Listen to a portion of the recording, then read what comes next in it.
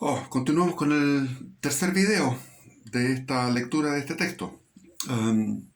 Se me cortó el otro, estaba lleno el teléfono. Ahora, habíamos hablado de las instituciones de educación que participan activamente en el proceso de deconstrucción, eliminando los conceptos de patria y deformando la historia también, lo que permitió una coherencia ideológica para quemar Chile y destruir nuestros emblemas patrios y monumentos.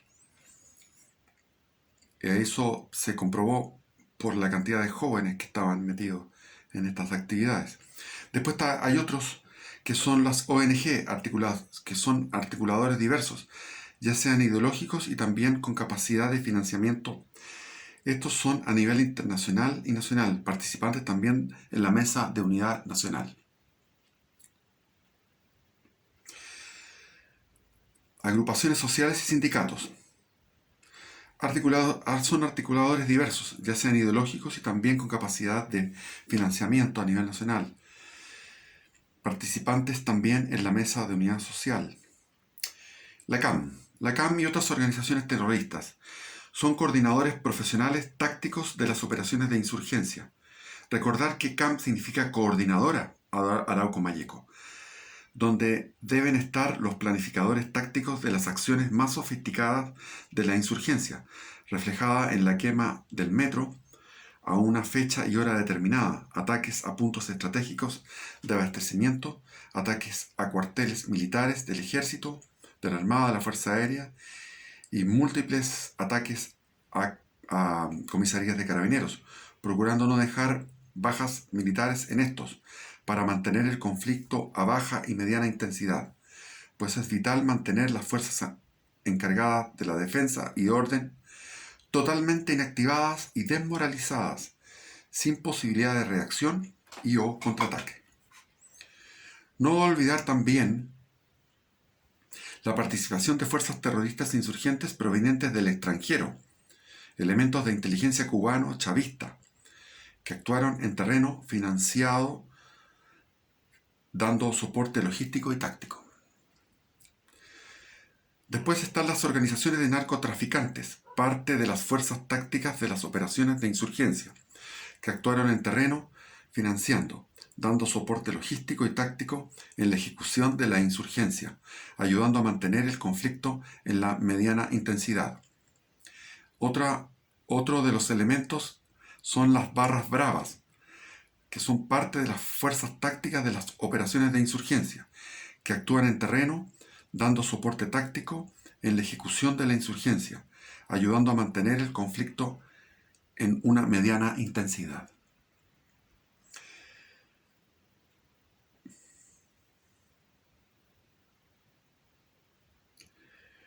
Funciones y roles de todos estos elementos que hemos ido leyendo.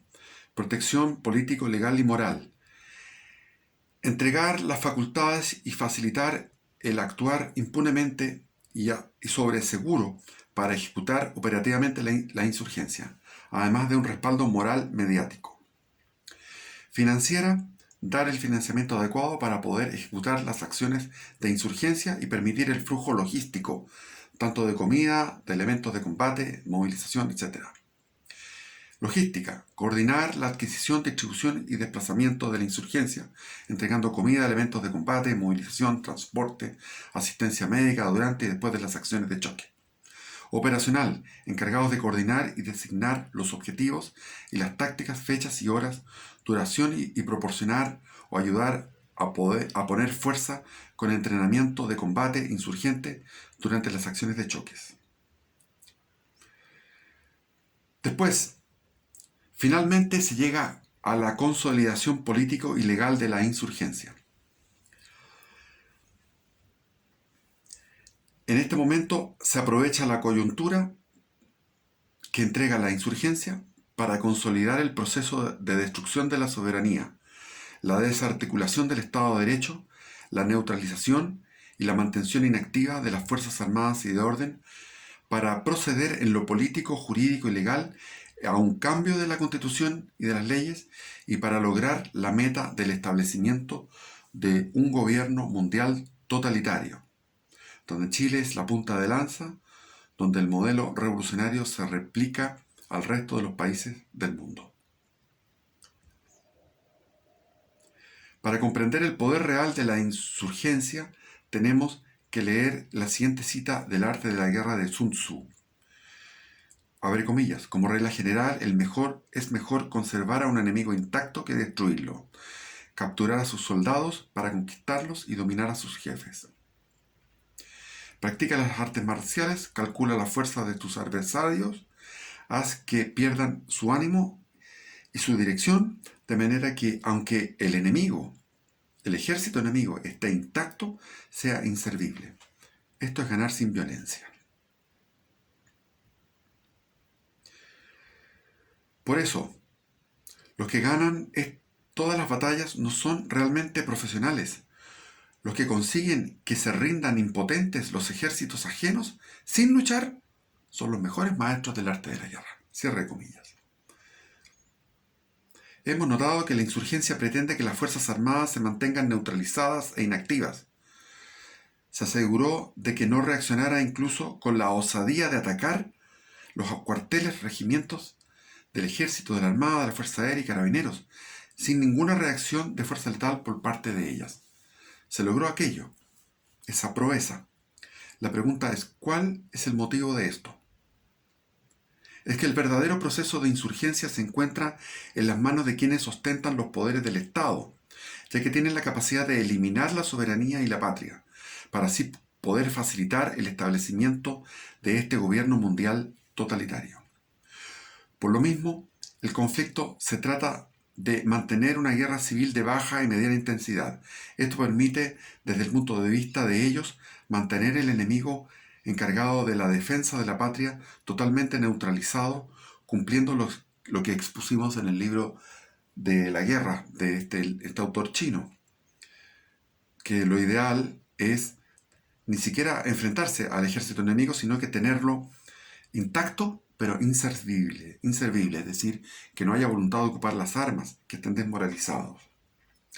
Las RUF, las RUF, reglas de uso de la fuerza, encajan perfectamente en el proceso de desmoralización que tiene por objetivo neutralizar y mantener en la inacción a las Fuerzas Armadas, ya que el poder no radica en las armas, sino en la decisión de utilizarlas, o en neutralizar el uso de las armas por parte del enemigo.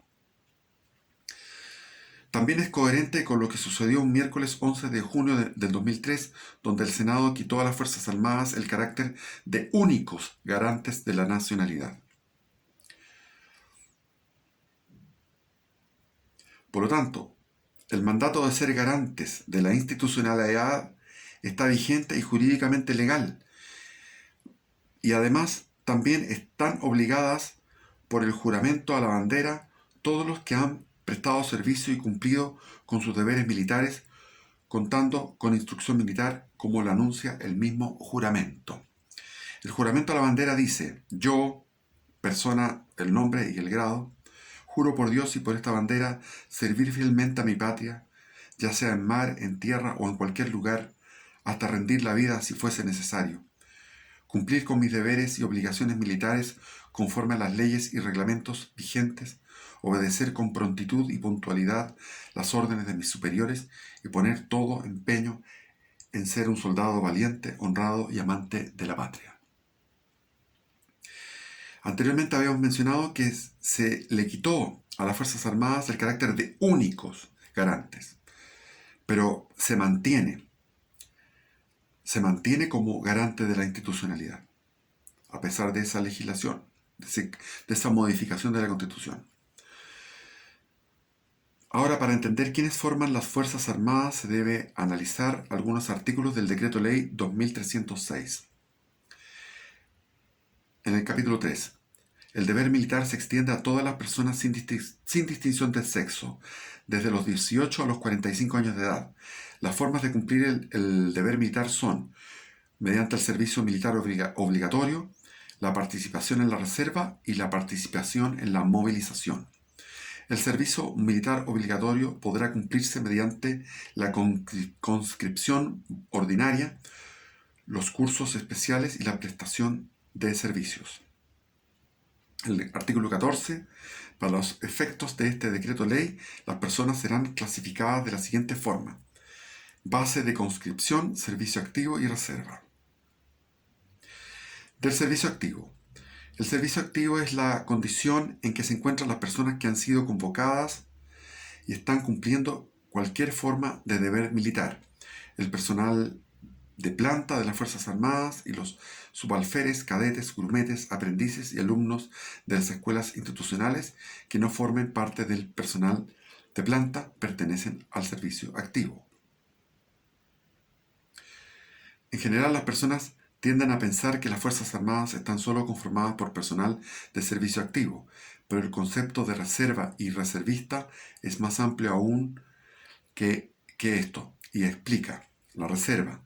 La reserva es el conjunto de personas con instrucción militar o sin ella, integrantes del potencial humano del país, que no se encuentran comprendidas en la base de la conscripción ni en el servicio activo. Para los efectos de este decreto de ley se entiende por potencial humano el conjunto de personas que se encuentran en el territorio nacional y que están en condiciones de ingresar a él y que por su nacionalidad chilena constituyen el total de la disponibilidad de los recursos humanos con que cuenta el país. Reserva nacional, el conjunto de personas sin distinciones de sexo que se encuentran en condiciones psíquicas, físicas y morales de ser movilizadas o de cumplir otras funciones en beneficio del país. C. La Reserva Militar o las Fuerzas Armadas, el conjunto de las personas sin distinción de sexo que, encontrándose en edad militar, de acuerdo a lo establecido en el artículo 13, con instrucción militar o sin ella, están en condiciones de ser movilizadas por las Fuerzas Armadas, la Reserva Militar o las Fuerzas Armadas. Entonces serían los personal de retiro proveniente de la planta de las instituciones de la Defensa Nacional, el personal proveniente de las escuelas matrices de las Fuerzas Armadas, el personal con instrucción militar proveniente del servicio militar obligatorio y el personal sin instrucción militar. El personal de la Reserva Militar o de las Fuerzas Armadas se denominará reservista y se clasificará en la reserva con instrucción o reserva sin instrucción. Después, el artículo 22 dice: todo habitante de la República de Chile debe respeto a Chile y a sus emblemas nacionales. Esto es el artículo 22 de la Constitución. Los chilenos tienen el deber fundamental de honrar a la patria, de defender su soberanía y de contribuir a preservar la seguridad nacional y los valores esenciales de la tradición chilena. El servicio militar y demás cargas personales que imponga la ley son obligatorios en los términos y formas que ésta determine. Los chilenos en estado de cargar armas deberán hallarse inscritos en los registros militares. Queda expresamente claro que por mandato de la Constitución y las leyes, cada chileno está obligado a honrar a la patria, a defender la soberanía y contribuir a preservar la seguridad nacional.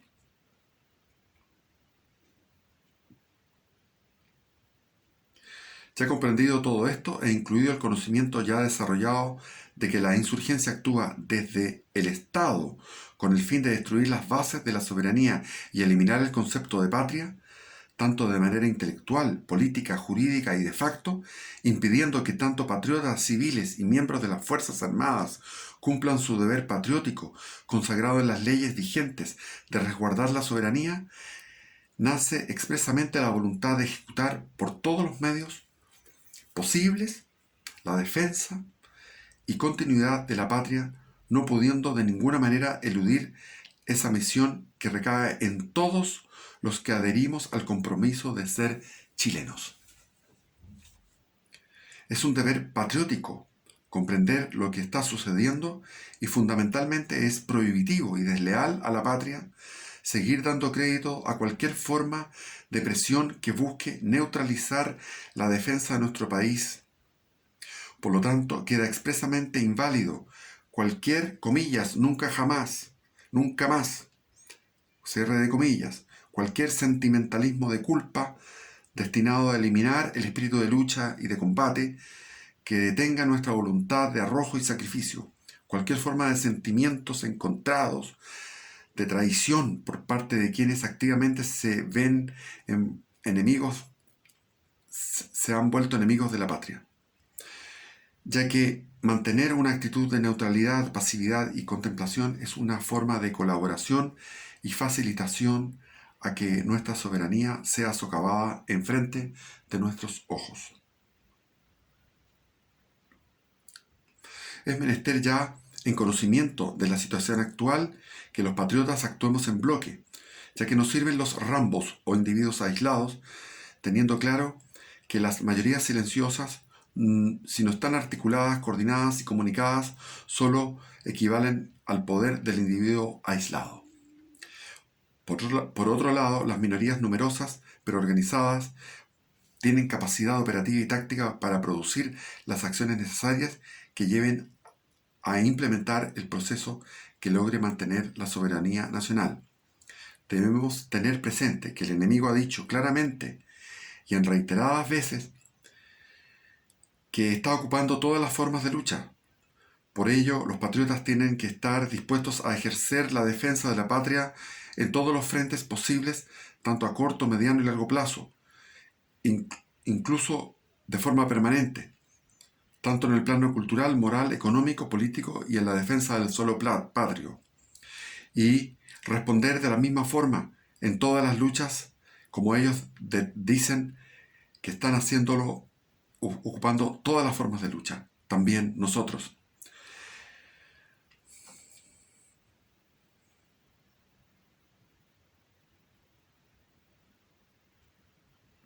Es fundamental además entender que ya estamos viviendo en un régimen totalitario que cada vez se va acentuando más.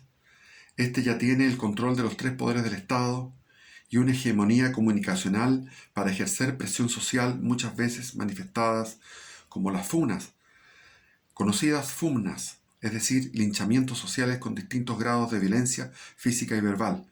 Pero a pesar de esto, aún hay ciertos grados de libertad de expresión que nos permiten aún organizarnos.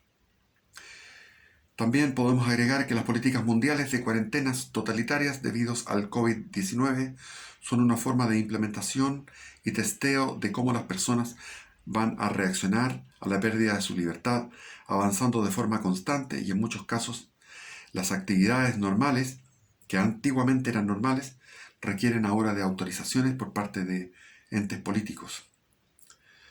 Además, la economía y la destrucción de pymes, que dan el 80% del empleo, han sido las más afectadas, con el fin de permitir eliminar la soberanía y la independencia individual, claramente con el propósito de obligar a las personas a depender del gobierno totalitario global que está formándose en la actualidad y que pretende consolidarse en el futuro. Muy bien, he dado finalización de la lectura y podemos terminar con algunos versos. Los versos de Alonso de Ercilla en la Araucana. Chile, fértil provincia señalada en la región antártica famosa, de remotas naciones respetada por fuerte, principal y poderosa. La gente que produce es tan granada, tan gallarda, soberbia y belicosa, que no ha sido jamás por rey regida, ni extranjero dominio sometida. Lo otro que podemos mencionar para inspirarnos es la arenga de Prat. La contienda es desigual, pero ánimo y valor. Nunca se ha arriado nuestra bandera ante el enemigo, y espero que no sea esta la ocasión de hacerlo. Por mi parte os aseguro que mientras yo viva, esa bandera flameará en su lugar, y si yo muero, mis oficiales sabrán cumplir con su deber. Vencer o morir. El que se convence de ser derrotado antes de combatir es cómplice de su derrota y es cómplice de su enemigo. Viva Cristo Rey.